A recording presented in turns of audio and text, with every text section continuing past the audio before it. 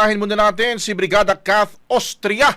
Ito raw hong mga pulis na naghahayag ng kanilang saloobin sa social media hinggil nga ho sa pagkakaresto kay dating Pangulong Duterte.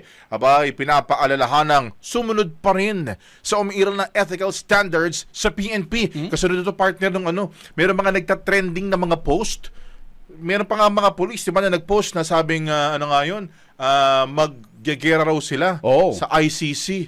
Di ba? Sabi niya, this is not a warning, this is a threat. Yun yung sabi. Talaga. Tsaka may mga nagtitrending na mga post, Brigada Gabs, na sinasabi na sila daw ay police at magre-resign na daw po sila kasi nga, hindi na nila nagustuhan, hindi na nila kayang lunukin yung sinasabi nila mga palisiya ng current PNP leadership. Ayan. Yun yung mga binabanggit nila. So mga paalala dyan ng PNP, dapat daw huy sumunod pa rin dito po sa ethical standards ng kanilang institusyon. Alamin nga ho natin yan kay Brigada Kath Austria, i-brigada mo! Brigada Live Report. Pinapaalalahanan ng Philippine National Police sa mga miyembro nito na sundin ang mga umiiral na ethical standards sa pagpapahayag ng kanilang opinyon o damdamin sa social media.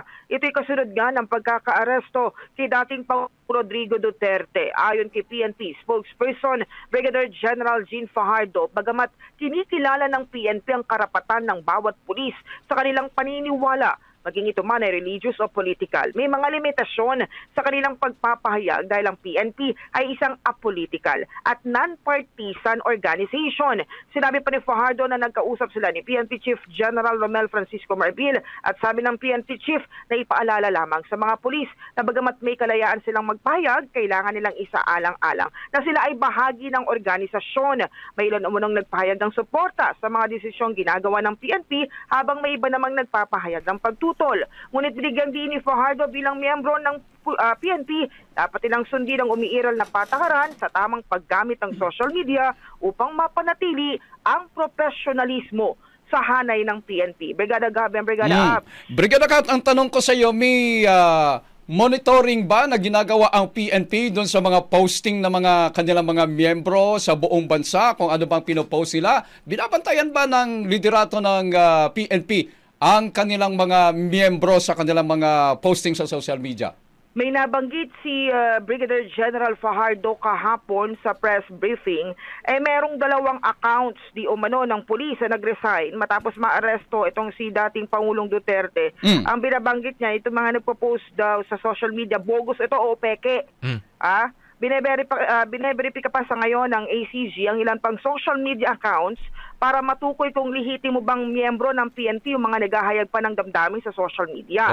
Hindi raw kasi imposible, ayon dito kay Fajardo, na gamitin yung sitwasyon sa ngayon para gumawa ng kalituhan o kaguluhan na layong sirain ang gobyerno. Brigada Abs.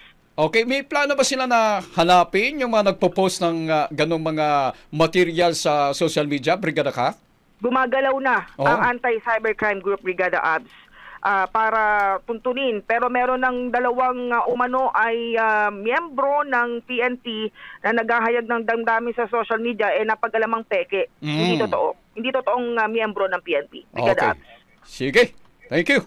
Maraming salamat. In the heart of changing lives. Ito si Brigada Kath Austria ng 105.1 Brigada News sa FAM Manila, the Music and News Authority. Ang bahaging ito ay hatid sa atin ng Power Cell Salabat, ginhawa ng bawat nangangarap.